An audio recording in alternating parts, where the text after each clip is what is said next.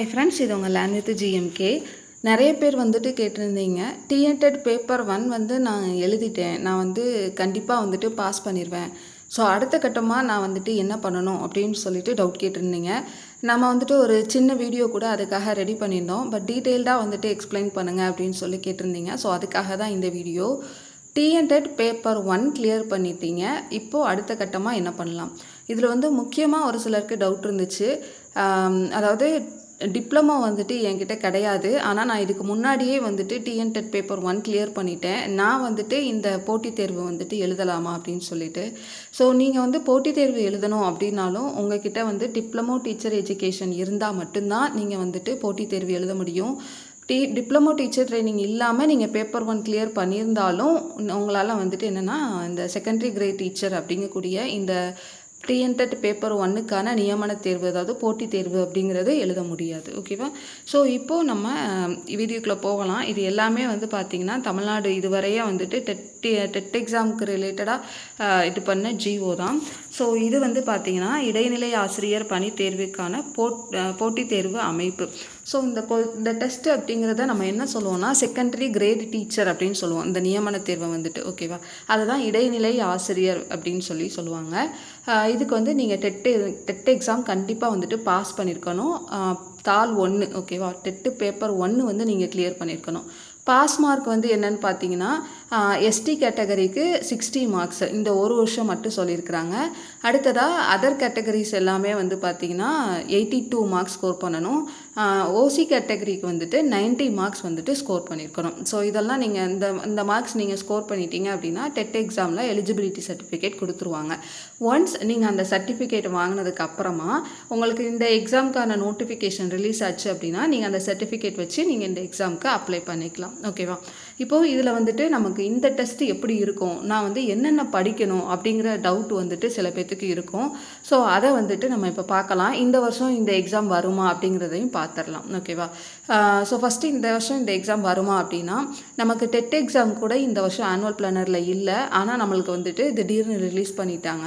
So election time அப்படிங்கிறனால எப்போ வேணாலும் எதுக்கான நோட்டிஃபிகேஷனாலும் வரலாம். நீங்கள் இப்போ ப்ரிப்பேர் பண்ணியிருப்பீங்க இல்லையா, பேப்பர் 1க்கு maximum first standard to 8th standard வரைய நீங்கள் படிச்சிருப்பீங்க. இந்த எஸ்டிடி எக்ஸாமுக்கு நீங்கள் ஃபஸ்ட் ஸ்டாண்டர்ட்லேருந்து 10th ஸ்டாண்டர்ட் வரைய படிக்கணும். ஸோ அதனால் extra 9th standard 10th standard தான் படிக்கணும். அதனால் நீங்கள் இப்போவே வந்துட்டு படிக்கிறதுக்கு ஆரம்பிக்கிறது பெட்டர். ஓகேவா? ஸோ எப்போ வேணாலும் எக்ஸாம் வரலாம், நீங்கள் வந்துட்டு இப்போவே படிக்க ஆரம்பிக்கிறது பெட்டர்.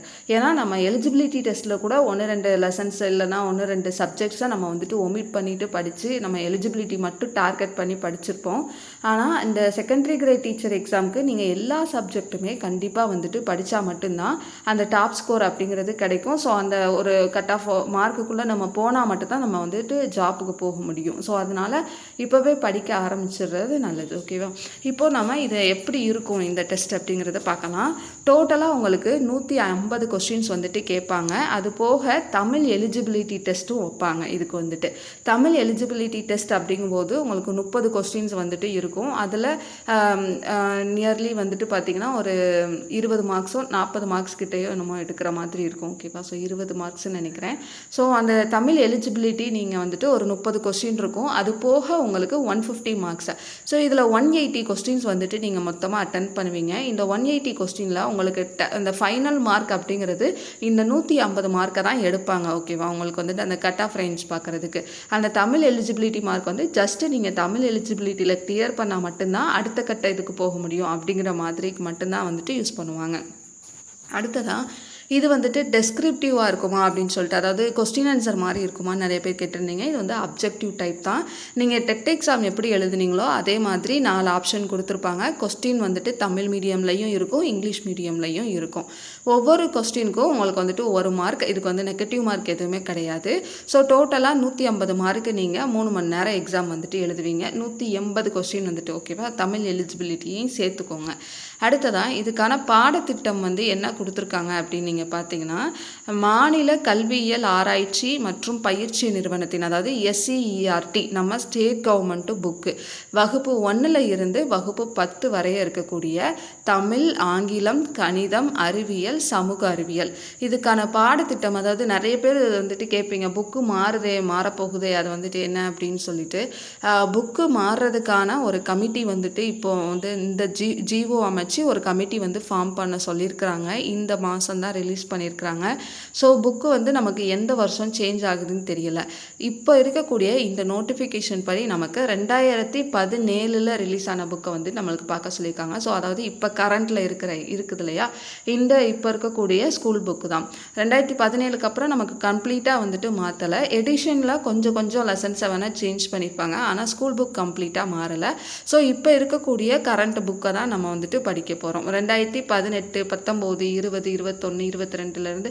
ஸோ அதுக்கப்புறம் உள்ள புக்ஸு நீங்கள் எந்த புக்ஸ் வேணாலும் ஸ்கூல் புக்ஸ் வந்துட்டு படிச்சுக்கலாம். எல்லாமே ஒரே புக்கு தான். ஓகேவா? அப்போ தேர்வு அமைப்பு எப்படி இருக்கும் அப்படின்னு சொல்லி பார்த்தீங்கன்னா, ஸ்டேட் கவர்மெண்ட் அந்த 2017 கொடுத்தாங்க இல்லையா, ஸோ அந்த புக்ஸ் அதுக்கப்புறம் வந்த புக்ஸை ஸோ அதிலிருந்து 1 முதல் 10ஆம் வகுப்பு வரையிலான இந்த பாடங்களில் ஒவ்வொரு பாடத்துக்கும் 30 வினாக்கள் அப்படிங்கிற மாதிரி 150 கொஸ்டின் வந்துட்டு இருக்கும் அப்படின்னு சொல்லியிருக்காங்க. ஸோ நமக்கு டெட்டுக்கு வந்துட்டு சைக்காலஜி அப்படிங்கிறது படிச்சிருப்பீங்க. ஸோ இங்கே வந்துட்டு சைக்காலஜி வந்துட்டு உங்களுக்கு வராது. அதுக்கு பதிலாக அந்த இவிஎஸ்ல இருக்கக்கூடிய இவிஎஸ் அப்படிங்கிற டாப்பிக்கை உங்களுக்கு சயின்ஸ், சோஷியல் அப்படின்னு சொல்லி ஸ்ப்ளிட் பண்ணி 30 மார்க்குக்கு வந்துட்டு இது பண்ணி உங்களுக்கு டோட்டலாக 150 மார்க்கு கொண்டு வந்துடுவாங்க. குறைந்தபட்ச மதிப்பெண் இதுக்கு வந்துட்டு நான் எவ்வளோ மார்க்ஸ் எடுக்கணும் அப்படின்னு சொல்லி பார்த்தீங்கன்னா, பொது பிரிவு அதாவது ஓசி கேட்டகரியாக இருந்தீங்கன்னா நீங்கள் 40% வந்துட்டு ஸ்கோர் பண்ணியிருக்கணும். ஓகேவா? அடுத்து வந்து நீங்கள் பிசி இல்லை பிசிஎம் அதர் கேட்டகரியாக இருக்கீங்க அப்படின்னா நீங்கள் 30% வந்துட்டு இது பண்ணணும். ஓசி கேட்டகரிக்கு வந்துட்டு 40 விழுக்காடு மதிப்பெண்கள்னு சொல்லியிருக்காங்க. ஸோ 40 விழுக்காடு அப்படிங்கும்போது 60 மார்க்ஸ் வந்துட்டு ஸ்கோர் பண்ணணும் 150க்கு. அடுத்து அதர் கேட்டகரிஸ் பார்த்தீங்கன்னா 30 விழுக்காடு சொல்லியிருக்காங்க. அப்போ 45 மார்க்ஸ் வந்துட்டு நீங்கள் வந்துட்டு எடுத்திருக்கணும். இது வந்து குறைந்தபட்ச மதிப்பெண்கள் தான், அதாவது பாஸ் மார்க் அப்படின்னு சொல்லுவோம் இல்லையா. ஸோ அந்த மார்க் வந்துட்டு உங்களுக்கு 45 மார்க் எல்லா கேட்டகரிஸ்க்கு வரும். ஓசி கேட்டகரிக்கு 60 மார்க்ஸ் வந்துட்டு வரும்.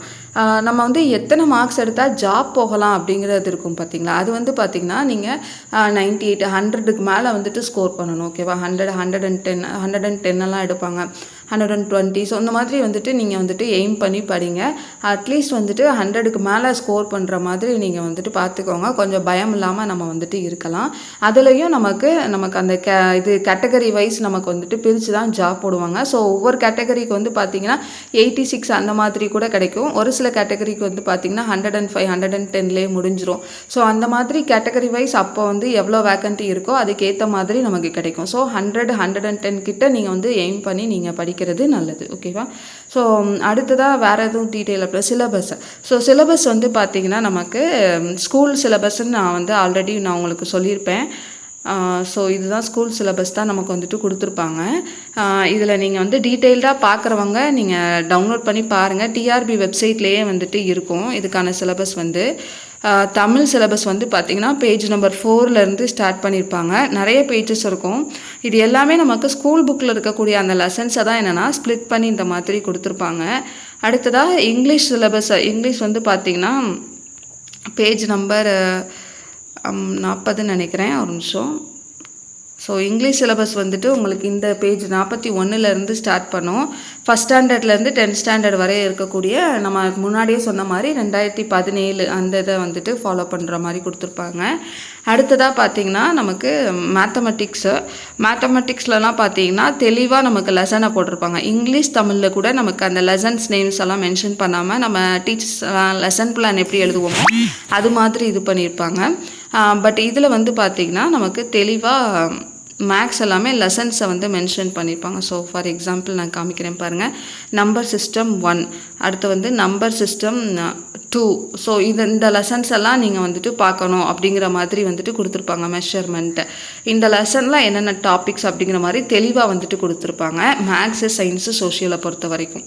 ஓகேவா? ஸோ அடுத்ததாக வந்து பார்த்திங்கன்னா சோஷியல். ஸோ சயின்ஸு, சோஷியல் எல்லாமே வந்துட்டு இந்த மாதிரி லெசன் டாபிக் உங்களுக்கு எல்லாமே சேர்த்து கொடுத்துருவாங்க. ஸோ இதெல்லாம் வேணால் நீங்கள் பார்த்துக்கோங்க.